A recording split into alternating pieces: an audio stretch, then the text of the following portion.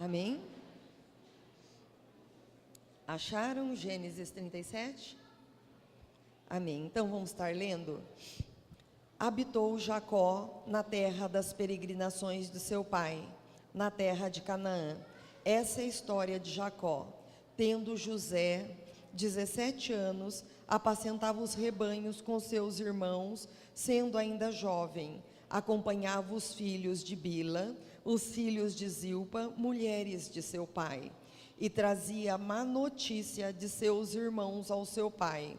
Ora, Israel amava mais a José que todos os seus filhos, porque era o filho da sua velhice, e fez a ele uma túnica talar de mangas compridas. Vendo, pois, seus irmãos que o pai amava mais a ele do que todos os outros filhos, o odiaram, e já não podiam falar com ele pacificamente.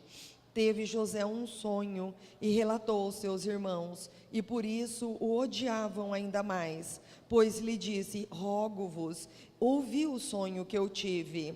Nós atávamos feixes no campo, e eis que meu feixe se levantou e ficou de pé, e os vossos feixes rodeavam o meu e se inclinavam perante o meu. Então lhe disseram seus irmãos: reinarás com efeito sobre nós dominarás realmente? E com isso tanto mais o odiavam, por causa dos seus sonhos e por causa das suas palavras. Teve ainda outro sonho e referiu aos seus irmãos, dizendo: sonhei também que o sol e a lua e 11 estrelas se inclinavam perante mim. Contando a seu pai e aos seus irmãos, repreendeu o pai e lhe disse: que sonho é este que tiveste? Acaso viremos eu, tua mãe e teus irmãos nos inclinar perante ti em terra? Seus irmãos lhe tinham ciúmes, e o pai considerava o caso consigo mesmo. E como foram os irmãos apacentar o rebanho do pai em Siquém, perguntou Israel a José: não apacenta teus irmãos o rebanho em Siquém? Vem, enviar-te-ei a eles. Respondeu José: eis-me aqui. Disse-lhe Israel: vai agora e vê se estão bem os seus irmãos, o rebanho, traz notícia. E assim o enviou ao vale de Hebrom, e foi ele a Siquém. Senhor Deus Todo-Poderoso, nós te louvamos, meu Pai, nesta noite, pelo teu Espírito, meu Deus, que já está neste lugar, meu Deus, onde 2 ou 3 estão reunidos em torno do teu nome, o Senhor está no meio deles, Pai, e o teu Espírito está neste lugar. Reveste cada vida nesta noite, Pai, unge cada um dos teus filhos, meu Pai. Meu Deus, aqui está, Paizinho, a tua noiva, a tua igreja, que pertence ao noivo, a Jesus Cristo. Então vem de encontro com cada necessidade, vem de encontro com cada aspiração do coração, vem de encontro com cada desejo por libertação, por cura, meu Deus, de traumas, cura da alma, meu Pai, cura de tudo aquilo que traz medo, cura de tudo aquilo que traz angústias, meu Deus. Liberta, meu Pai, de todas as feridas, meu Pai. Meu Deus, vai no exato momento que coisas ruins marcaram a alma dos teus filhos, ou deram entrada para medo e tantas outras coisas, vai nesse exato momento, Pai, e destroniza, Pai, tudo aquilo que entrou para encarcerar, para marcar, para acorrentar, para prender, para causar ansiedades, para causar tristezas, meu Pai. Em nome de Cristo Jesus, liberta. O teu Espírito Santo é poderoso, Pai, para visitar cada emocional, para visitar cada vida, Pai, desde o ventre materno, meu Pai, para abrir compartimentos, Pai, para abrir portas escuras, meu Senhor, para para abrir, meu Pai, lugares onde muitas vezes nem teus filhos têm conhecimento, mas está gravado no inconsciente. Em nome de Cristo Jesus, entra, Espírito Santo de Deus, e liberta nesta noite, restaura. Meu Deus, foi para a liberdade que nós fomos chamados. Conhecereis a verdade vos libertará. Em nome de Cristo Jesus, se o Filho vos libertar, verdadeiramente sereis livres. Liberta nesta noite de enfermidade física, liberta nesta noite de enfermidade emocional, em nome de Cristo Jesus. Amém. Nós sabemos que o nosso Deus, Ele tem um caráter amoroso, compassivo, bondoso, e Ele projetou a vida de cada um de nós para o sucesso e para a vitória. Nós fomos gerados no ventre materno para a glória de Deus, e Deus, Ele sonhou sonhos grandes com a vida de cada um de nós. Jeremias 29:11 diz que os pensamentos que Ele tem a nosso respeito são pensamentos de paz, para nos dar a esperança e o futuro que nós desejamos. Romanos 8:31 diz que aquele que não poupou o seu único filho, mas antes por amor de nós o entregou, vai dar junto com este filho todas as demais coisas de graça. Os pensamentos de Deus a nosso respeito são pensamentos muito grandes, tanto é que o salmista, ele fala no Salmo 139, quão grande, Senhor, são os teus pensamentos a meu respeito. Eu contaria e jamais chegaria ao fim. Então o Senhor tem sonhos, pensamentos grandes a respeito de cada um de nós. E apesar de tudo isso, pessoas carregam consigo marcas, cicatrizes profundas do seu passado, que impedem elas de receber a graça de Deus no seu presente e no seu futuro. Por quê? Porque o inimigo investiu pesado demais contra a vida delas. Tem pessoas que o inimigo tem investido pesado demais desde a gestação, desde que essa vida foi fecundada. O inimigo tem investido pesado demais, e agora a ideia de que Deus pode agir poderosamente em favor desta vida, muitas vezes parece algo bom demais para ser realidade, e muitas pessoas não conseguem atingir a profundidade da bondade de Deus, do amor de Deus, da generosidade de Deus, porque as pessoas não foram assim com ela. Então ela não consegue permitir que esse amor desça sobre a vida dela. E todas as vezes que nós pensamos em situações assim, nós lembramos da vida de José. A casa de José era meio complicada. O pai dele foi enganado pelo sogro, e ele que queria contrair um casamento com uma mulher que ele era apaixonado, que era Raquel, o sogro o engana, e ele acaba se vendo casado com 4 mulheres. Quando José nasce, ele é o 11º filho de uma família bastante conturbada, e ele era o filho da mulher que o pai dele tanto amou, que foi Raquel, só que ela foi estéril quase todo o casamento deles. Então, depois de muitos anos, o filho que ela e Jacó tanto sonharam em ter juntos, nasce. E mais um pouco, ela engravida de novo, e ela dá luz a um segundo filho, que foi Benjamim, só que no parto desse, ela morreu. Então Jacó amava muito José. Ele fazia parte de uma história de amor. Ele era o filho da mulher que ele havia amado a vida inteira. Ele era um filho muito sonhado, porque essa mulher fora estéril quase todo o tempo. E quando nasceu Benjamim, ele olhava para Benjamim. Benjamim lembrava a morte da mulher dele, mas José não. E José veio quando Jacó já era velho. Então era aquele filho que era só mimo, que era quase um neto, ao invés de ser como um filho. E a palavra do Senhor diz que todo esse amor especial que Jacó tinha com José, tornou-se motivo de transtorno para a vida de José, e não de bênção.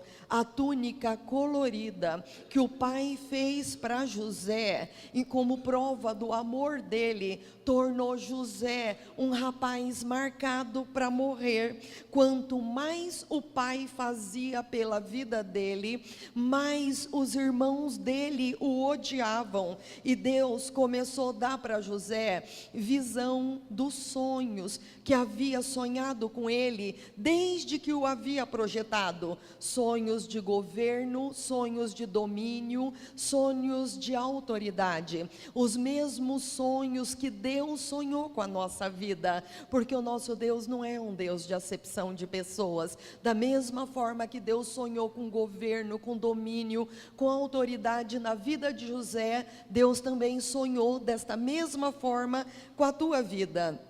José, ele nunca pediu esses sonhos, ele simplesmente os teve, e porque ele era jovem demais, ele fez uma bobagem. Ele se precipitou em contar a intimidade que ele tinha com Deus para outras pessoas. Ele se precipitou em contar os sonhos do coração dele, e ele virou para os irmãos dele e ele falou: eu tive 2 sonhos. Ele falou: eu sonhei que nós todos estávamos colhendo feixes no campo, e nós atávamos o feixe, e o meu feixe ficava em pé, e o feixe de vocês se inclinavam diante do meu feixe. E eu também sonhei que o sol, a lua e 11 estrelas se inclinavam diante de mim. E a palavra do Senhor diz que por inveja eles odiavam ainda mais a vida de José. E eles pensavam: nós temos que impedir esses sonhos de acontecer na vida dele, porque se nós não suportamos ele agora, imagine com o amanhã que Deus tem projetado para a vida dele. José, ele era odiado pelo potencial que as pessoas viam na vida dele. Às vezes a gente acha que ter um grande potencial vai nos abrir portas, mas muitas vezes um grande potencial gera muita inveja. E quando os irmãos de José olhavam para ele, os irmãos de José viam um potencial tremendo na vida dele, e os irmãos de José fizeram tudo para fechar todas as portas para ele, para impedir o futuro, o amanhã que Deus tinha para a vida dele.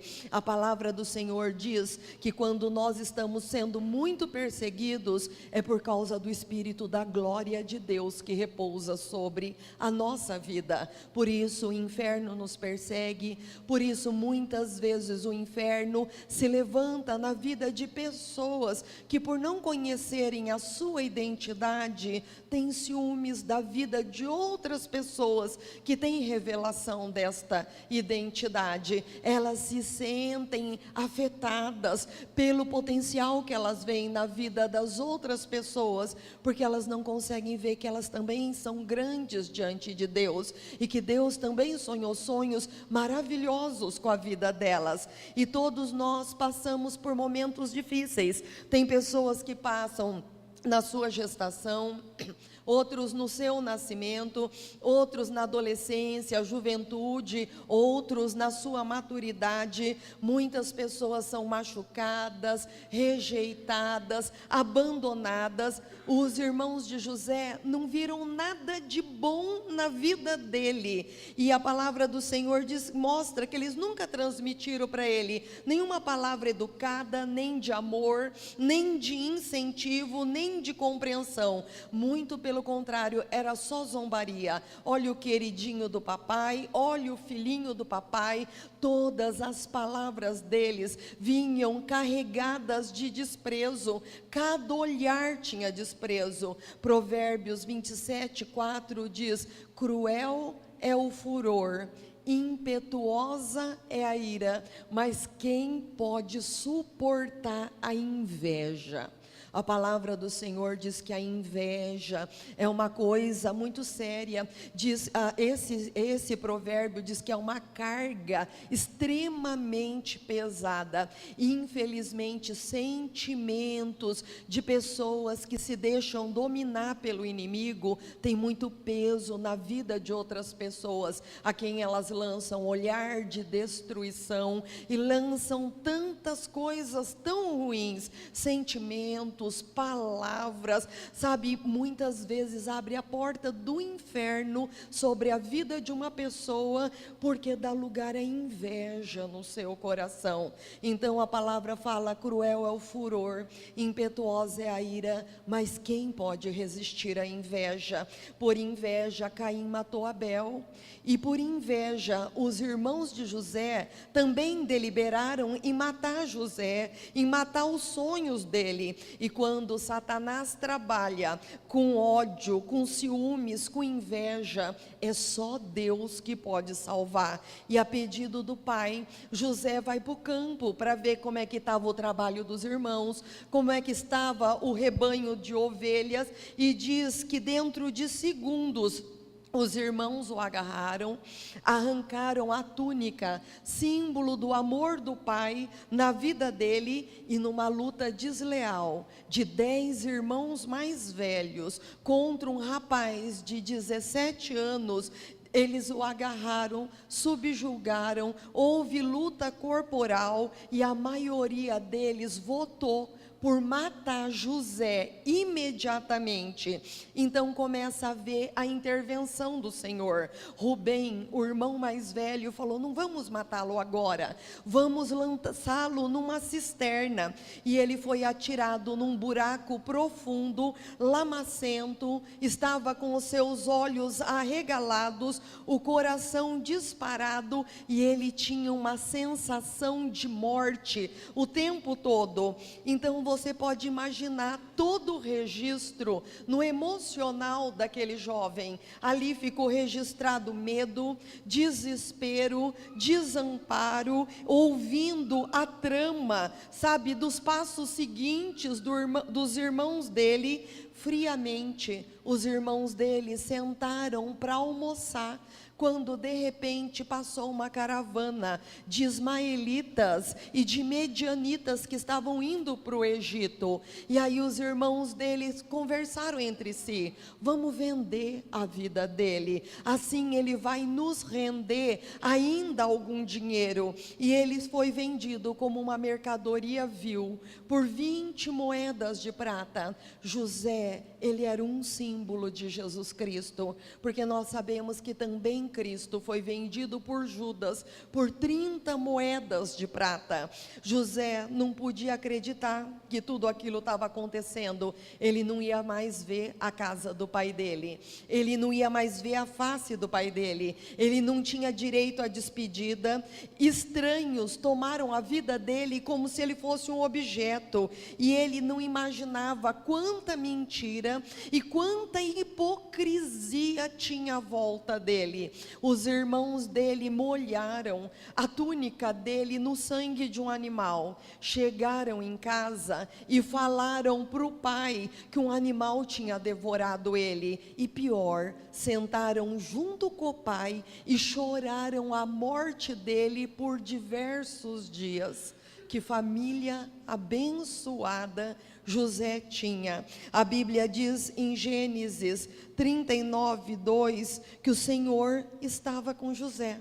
Nessa situação toda que José estava enfrentando, Deus estava com ele. Porque eu quero te dizer uma coisa: Deus, ele está aonde nós menos imaginamos. Quando nós falamos: olha, agora Deus, não é possível que Deus está vendo, não está vendo o que está me acontecendo. E eu quero dizer que é justamente ali que Deus está. Deus, ele está nos lugares mais improváveis, e nada na nossa vida passa desapercebido. A palavra do Senhor diz em Isaías 49:15: acaso uma mulher pode se esquecer do filho que mama?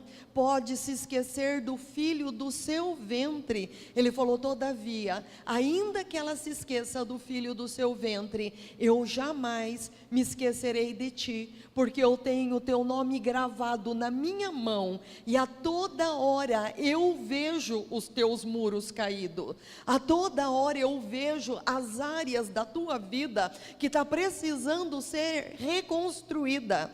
José estava agora lá no Egito, em pé, na plataforma do mercado de escravos, e ele acabou sendo comprado por Potifar, um oficial de prestígio, de riqueza, e nesse contexto começa a se manifestar o dom de riqueza na vida de José. Tudo que José colocava a mão prosperava, porque quanto mais uma pessoa é humilhada, quanto mais Deus vai exaltar a vida dela, mais Deus vai honrar a vida dela. Então, se você está passando por um momento muito grande de humilhação, se tem pessoas ou circunstâncias à tua volta que te humilham, saiba que é nesse momento que o céu se abre e Deus começa a honrar com a tua vida. E nesse momento veio um dom sobre a vida dele, que foi o dom de prosperidade, e diz que Potifar colocou ele para cuidar dos negócios dele, da casa dele, e diz que tudo que José colocava a mão prosperava. Só que a Bíblia fala que Satanás tem ministério. E qual que é o ministério de Satanás? Matar, roubar e destruir. E a gente vê que ele não perdeu tempo na vida de José. A palavra diz que José foi acusado de abuso sexual e ele foi lançado por Potifar no calabouço. E o calabouço era uma prisão subterrânea. Tudo porque ele estava sendo assediado na casa de Potifar constantemente pela mulher de Potifar, e ele estava se desvencilhando daquilo o tempo todo. Ele falou: eu não vou pecar contra o Deus que eu sirvo, e eu não vou pecar contra o meu patrão que tudo colocou na minha mão e não pede conta de absolutamente nada para mim. Só que quando aquela mulher viu que não tinha jeito, diz que ela o agarrou e que ele saiu correndo e que a túnica dele ficou na mão dela. E mais uma vez, a túnica de José foi símbolo de morte na vida dele.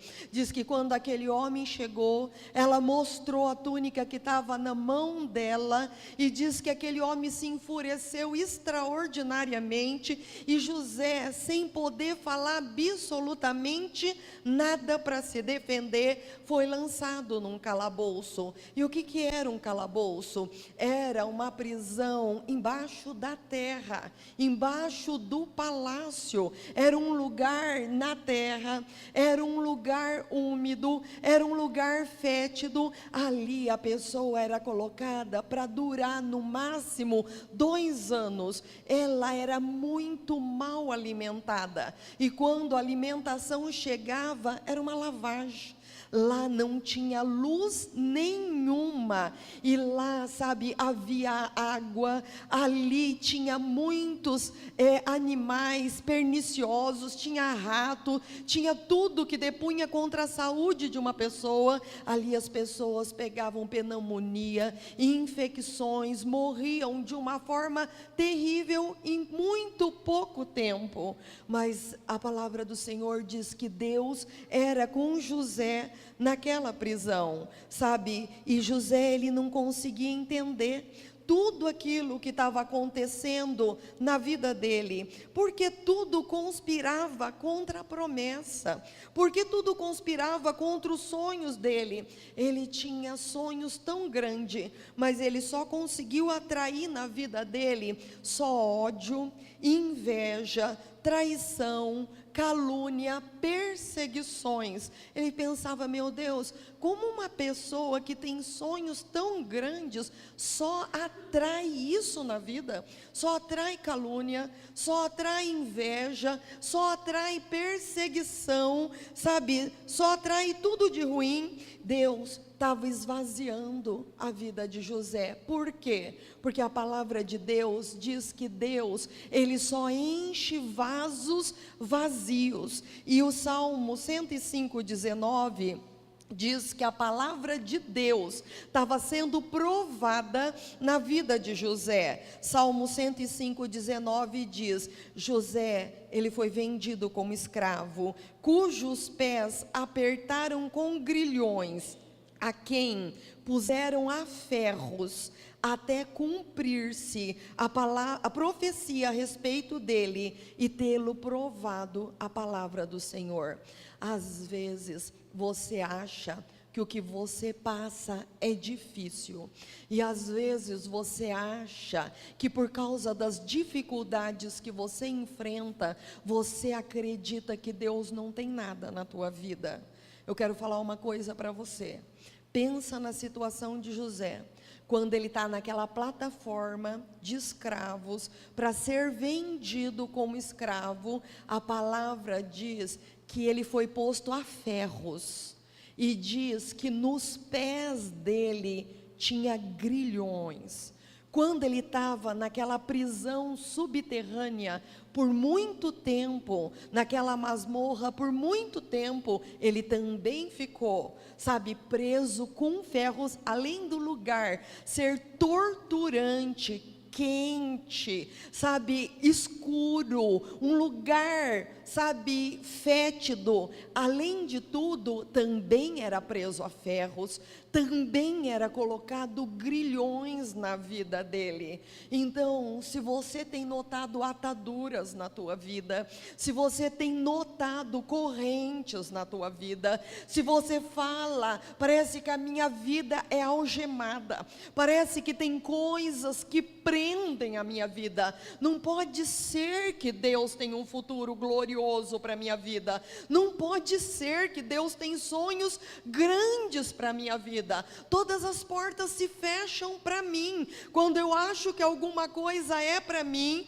alguém cruza o meu caminho simplesmente para fechar as minhas portas. E sabe, o meu potencial é visto como ameaça para a vida das pessoas, e atrai toda sorte de sentimento ruim nela contra a minha vida. Era assim que acontecia com a vida de José, e Deus tinha coisas extraordinárias na vida dele. Deus estava com ele, e a palavra diz que os talentos e o caráter dele subiram à tona. E em pouco tempo ele foi colocado como encarregado daquela cadeia. Gênesis 39:23 diz: nenhum cuidado tinha mais o carcereiro das coisas que estavam na mão de José, porque o Senhor era com ele, e tudo o que ele fazia prosperava. Naquela cadeia, ele passou noites inteiras tentando entender porque as coisas aconteciam com ele daquela forma, como tudo podia ter acontecido daquele jeito, como um homem que Deus projetou para brilhar, podia estar num lugar de total escuridão, sem luz nenhuma. Ele tinha sido fiel com Deus e fiel com os homens, porque ele tinha ido parar naquele lugar. Ele, em troca da fidelidade, ele recebeu prisão, ele nunca teve direito à justificativa, nem advogado público. Como que os sonhos dele podiam ser reais? Sabe, tudo que acontecia na vida dele parecia fazer com que os sonhos dele fossem uma grande ironia. Deus estava trabalhando no destino dele, e a palavra diz que Faraó se irritou com o copeiro e com o padeiro, e mandou eles para o calabouço, e diz que lá tanto o copeiro quanto um padeiro tiveram sonhos que deixaram eles perturbados e eles não conseguiam interpretar. E a palavra do Senhor diz que outro dom de Deus se manifesta na vida dele. Aquele que tinha dom de sonhar, que tinha dom de prosperidade, agora ele passa a ter dom de interpretação de sonhos. E ele interpreta um fim desastroso para o padeiro e um final feliz para o copeiro. E assim se deu. Quando o copeiro dançava de felicidade, porque ia ser restaurado ao palácio, José fez um pedido. Ele falou: lembra de mim quando você estiver na presença de Faraó. Porém, foram mais 2 anos de trevas na vida dele. O copeiro se esqueceu de manifestar gratidão, não se lembrou dele durante 2 anos inteirinhos, mas Deus não se esqueceu. Deus deu um sonho, 2 sonhos a Faraó. Deus deu um sonho a Faraó que subia do Nilo 7 vacas gordas. E depois subiam 7 vacas magras que comiam as vacas gordas. Depois diz que de uma haste de trigo saía 7 espigas. E diz que 7 espigas cheias. E depois apareciam 7 espigas mirradas e crestadas pelo vento oriental, que comia aquelas 7 espigas cheias. O homem endoideceu. O homem não conseguia esquecer daquele sonho. Falou: chama todos os gurus, todos os astrólogos, todos os magos, todos os feiticeiros. E ninguém conseguia dizer para aquele homem o que significava aquele sonho. E então foi nesse momento que o copeiro falou: sabe, nos dias que o Senhor se irritou comigo, sabe, nos dias que o Senhor nos colocou no cárcere, tanto o padeiro quanto eu, tinha um moço lá. E esse moço interpretou os nossos sonhos, e exatamente aquilo que ele falou aconteceu, sabe? Então manda chamar esse moço. Aí diz que imediatamente José foi chamado, e diz que quando ele foi chamado, ele tirou as vestes do cárcere. Diz que ele se barbeou, porque ele nunca deixou de acreditar que o momento da virada ia chegar na vida dele. Ele nunca perdeu isso dentro dele, no meio de todas as dificuldades que ele passou. Ele não perdeu que Deus ia virar o cativeiro que ele estava vivendo. E ele se apresenta a Faraó. Faraó conta um sonho e ele falou: tem um Deus que revela os sonhos, tem um Deus que revela mistérios, tem um Deus que revela o profundo e o escondido. E ele falou: e os sonhos que Faraó teve nada mais é que haverão 7 anos de uma abundância tremenda no Egito, mas depois virão 7 anos de uma fome tão terrível que os anos de abundância serão completamente esquecidos. E ele falou: então o Senhor faz assim, o Senhor levanta um homem, coloca na administração de todo o Egito, e coloca muitos auxiliares submissos a ele, constrói muitos armazéns. No tempo da abundância, separa 1/5 de tudo que o Egito produzir, porque na hora que vier a fome sobre a terra, o Egito vai sustentar a terra. E aí diz que Faraó olhou para ele e falou: que outra pessoa eu poderia escolher a não ser você?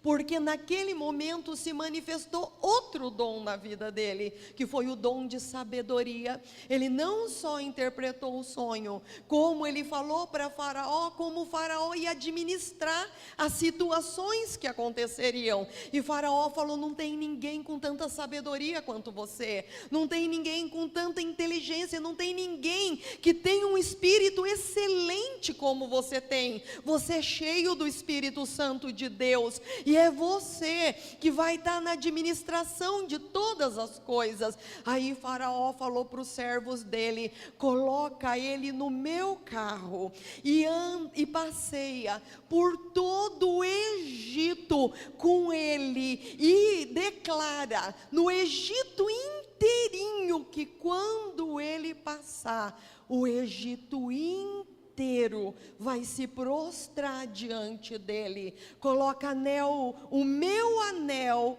no dedo dele, coloca vestes de linho fino nele, e coloca cordão de ouro no pescoço dele, e diz que quando o carro de Faraó passava, diz que o Egito inteirinho se inclinou diante daquele homem.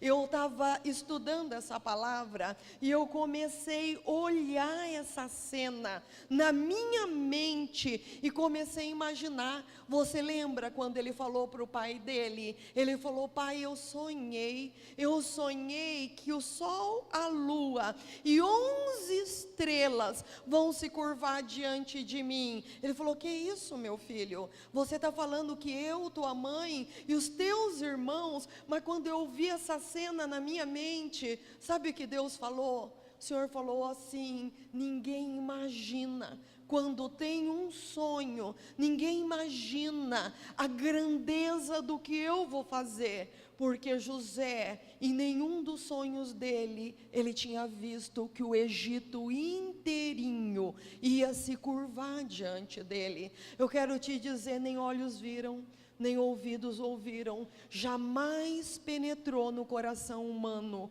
o que Deus tem preparado para aqueles que o amam.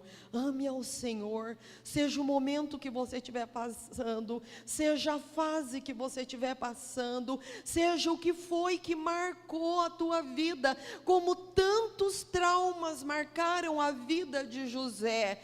Ame ao Senhor, porque nem olhos viram, nem ouvidos ouviram o que Deus tem preparado, sabe? E eu fico olhando, pensando que quando José passava, o Egito inteirinho se inclinava. Ele era o homem certo, com o coração certo, para receber tudo aquilo. Sabe por quê? Porque aquilo não afetava José, aquilo não envaidecia José, aquilo não corrompia José, porque Deus havia tirado essas tentações de dentro dele. Nas provações que ele passou, Deus limpou o coração. Você lembra quando Jesus olhou para Satanás e falou para Satanás: você não tem parte e não tem sorte comigo?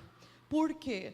Porque Jesus havia vencido Satanás no deserto, e não havia nada que Satanás pudesse fazer que tentava Jesus. E quando José está naquele carro, não tinha nada que envaidecia a vida dele. Ele era o homem certo para estar no lugar que Deus tinha a vida daquele homem. Ele era um homem com anel de Faraó no dedo. Isso significa todo o domínio, toda a autoridade. Ele era um homem com vestes de linho fino. Isso significa justiça, santidade, dignidade. E ele era um homem com cordão de ouro no pescoço. Isso significa riquezas. Então, sabe, José era um homem preparado por Deus. Deus está preparando filhos e filhas, e tudo aquilo que você vivencia está preparando você para aquilo que Deus tem na sua vida. E quando ele está naquela posição, o que uma pessoa machucada poderia fazer com tanto poder? O que você faria se você estivesse no lugar de José? Quem você pensaria num lugar de prestígio, num lugar de honra? Com quem você pensaria em acertar as contas? Será que José iria na casa de Potifar? Será que ele ia pedir uma licença no Egito para acertar as contas com os irmãos dele, lá na família dele? Quantas pessoas poderiam pensar: nossa, que saborosa vingança, está num lugar assim. Todavia, José não fez nada disso. A palavra diz que ele usufruiu de todo o bem que o Senhor usou para com a vida dele, e diz que ele se casou com a filha de Faraó e deixou Deus curar as feridas dele. Quando nasceu o primeiro filho dele, ele deu o nome de Manassés, o Deus que me fez esquecer de todo o meu sofrimento e da casa de meu pai. E ele não aprendeu a esquecer. Ele não foi num curso de autoajuda, ele não foi ao psicólogo e nem sofreu amnésia. Deus, ele pode tocar a nossa alma de uma forma profunda e curar como nenhum médico desse mundo pode curar a nossa alma e os nossos sentimentos. A palavra do Senhor diz em Isaías 53, 4 e 5, que Jesus Cristo levou sobre si as nossas dores de alma e as nossas enfermidades físicas. Deus purificou a mente de José, Deus removeu toda a amargura, Deus livrou ele de ter um espírito mesquinho. José, quantas vezes, quando ele estava naquele cárcere, ele não lembrou do que os irmãos dele haviam feito? E quantas vezes ele não liberou a vida dos irmãos dele? Quantas vezes ele não falou: Pai, limpa meu coração?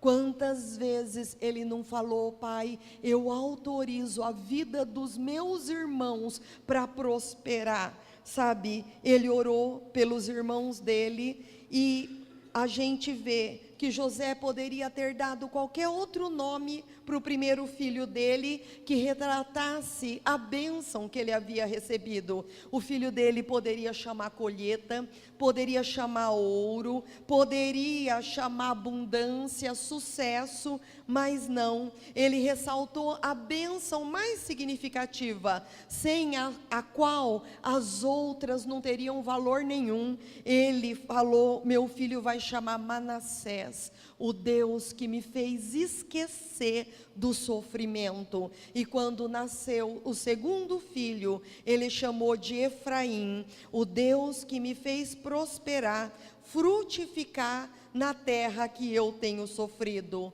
O pior prejuízo pode ser transformado em bênção. E o último capítulo de Gênesis termina com José dizendo para os irmãos: o mal que vocês me intentaram fazer, Deus transformou em grande bênção, como hoje se vê. Deus, ele pode nos transformar em frutíferos no ambiente mais hostil, no ambiente mais árido. Deus pode nos transformar em pessoas muito frutíferas. O nome José significa ramo frutífero. Nós só não podemos ser vítimas do nosso passado. Sabe, o fruto mais precioso, ele cresce no meio das dificuldades. Os dons variados se manifestam no tempo de crise, e a fé, ela cresce em dias nublados. E nós temos que nos lembrar que o Deus de José é o Deus da nossa vida. Ele é o Deus de Manassés, o primeiro filho de José, Manassés, o Deus que fez eu esquecer do meu sofrimento e da casa de meu pai. E ele é o Deus de Efraim, o Deus que me fez prosperar na terra aonde eu fui enviado. Sabe, então ele é Deus que nos faz esquecer, e ele é Deus que nos faz prosperar. Então não seja jamais uma vítima do passado.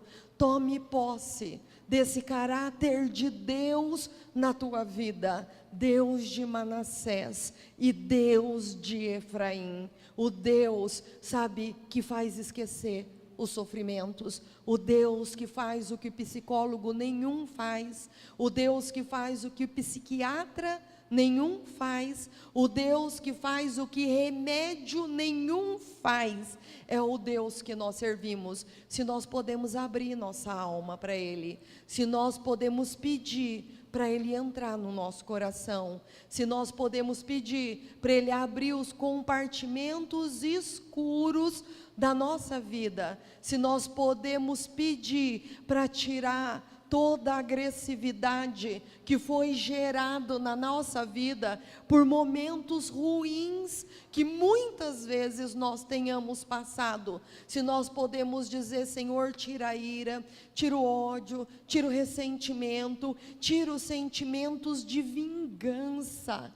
Quantas vezes naquele calabouço José deve ter orado, quantas vezes ele clamou, e Deus limpou os nomes que ele deu aos filhos dele, mostrou que ele pôde provar daquilo que só o Espírito Santo de Deus pode fazer na nossa vida, tirar medos, tirar fobias, tirar marcas. Você imagina alguém que ficou primeiro dentro de um poço e depois ficou dentro de uma prisão subterrânea? Deus tirou fobias, Deus tirou medos, Deus tirou traumas, Deus tirou marcas. Quantas pessoas no meio do povo de Deus tem isso, tem medos que não sabem por quê, sabe, às vezes hostilizadas desde o ventre, sabe, mas Deus, pelo poder do Espírito Santo, cura todas essas coisas, liberta. Basta a gente abrir a nossa boca e falar: o Senhor é poderoso, o seu Espírito tem todo o poder, o Senhor é Deus de Manassés, o Deus que faz esquecer do sofrimento, e o Senhor é Deus de Efraim, o Deus que faz prosperar. Tome posse disso na tua vida. Senhor Deus glorioso, nós te louvamos, meu Pai, nesta noite, porque a vida de José, Pai, ela é um símbolo da vida de Cristo, e é um símbolo da nossa vida, meu Pai. Meu Deus, quantas coisas na vida de José vem elucidando tudo aquilo que nós passamos muitas vezes, Pai, e vem para falar conosco que o Senhor está conosco, meu Pai. Vem para falar conosco, o Senhor está conosco nos momentos mais difíceis, mais tenebrosos da nossa vida, quando há conspirações de morte contra a nossa vida, Pai.